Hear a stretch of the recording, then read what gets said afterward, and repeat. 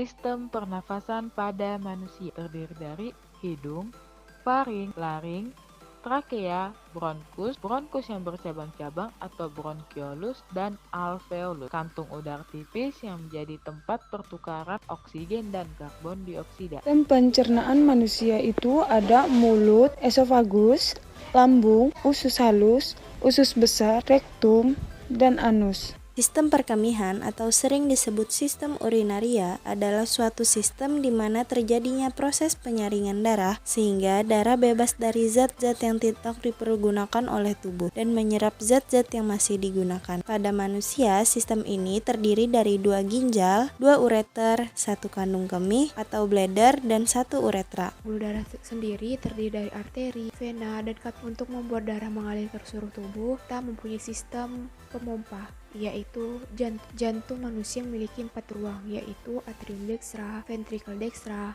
atrium sinistra, dan ventricle sinistra. Selain itu, jantung juga memiliki 4 katup. Yang pertama yaitu katup tricuspidalis. Katup ini merupakan katup yang memiliki batas antara atrium dextra dan ventricle dextra. Kedua disebut katup mitralis. Katup ini menjadi batas antara atrium sinistra dan ventricle sinistra. Yang ketiga adalah katup pulmonar, yang merupakan katup pembuluh paru-paru yang mengalirkan darah dari ventricle dextra menuju arteri paru-paru. Yang keempat ada katup aorta, merupakan katup yang mengatur darah dari ventricle sinistra menuju aorta dan berlanjut ke seluruh tubuh. Di sini saya akan menjelaskan tentang organ genitalia internal wanita. Yang pertama ada vagina.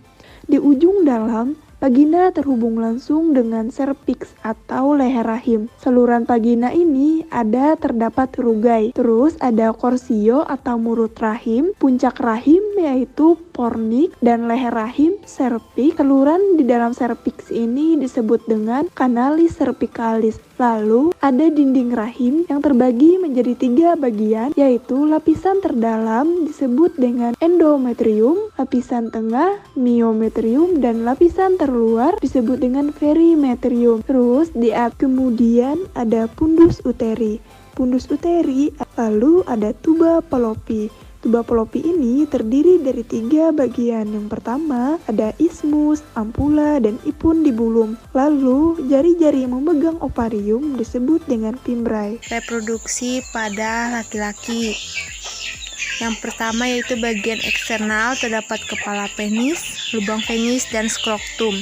Nah, bagian internalnya di dalam skrotum terdapat testis, ada kandung kemih, kelenjar prostat, serta uretra. Struktur sel saraf ada dendrit, badan sel, akson, sel Schwann, selubung mielin, nobus Ranvier, dan sinapsis. Macam-macam jaringan saraf ada saraf sensorik atau afferon, interneuron, dan saraf motorik atau efren. Sistem integumen pada manusia terbagi menjadi 3 lapisan. Yang pertama, epidermis merupakan yang terluar dari ketiga lapisan kulit. Epidermis berfungsi sebagai pertahanan tubuh terluar terhadap lingkungan luar tubuh. Yang kedua, dermis. Bagian tengah terdapat sel-sel imun yang berfungsi melawan infeksi yang masuk ke dalam kulit.